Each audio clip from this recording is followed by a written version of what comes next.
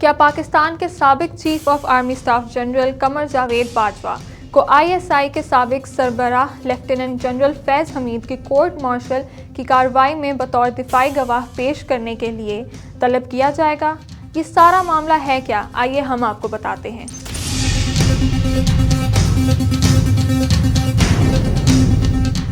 سابق DG ISI lieutenant general فیض حمید کو 12 اگست 2024 کو گرفتار کیا گیا تھا۔ بعد میں ISPR نے تصدیق کی کہ ان کے خلاف field general court martial FCM کا باضابطہ آغاز کیا گیا ہے۔ 10 دسمبر کو ریٹائرڈ جرنیل پر باضابطہ طور پر فرد جرم عائد کی گئی اور اس دن سے ان کا مقدمہ فوجی عدالت میں باضابطہ طور پر شروع ہوا۔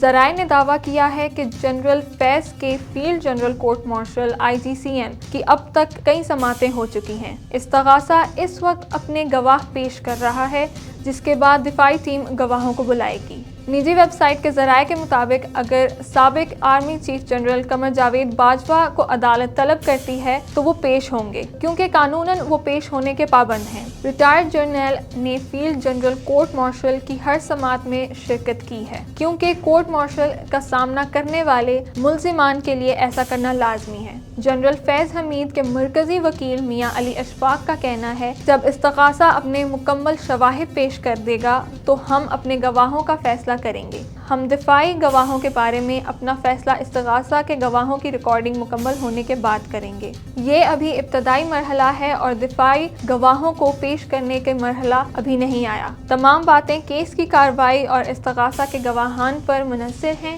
کسی بھی ریٹائرڈ یا حاضر سروس گواہ کو بلانے کا فیصلہ بعد میں ہوگا۔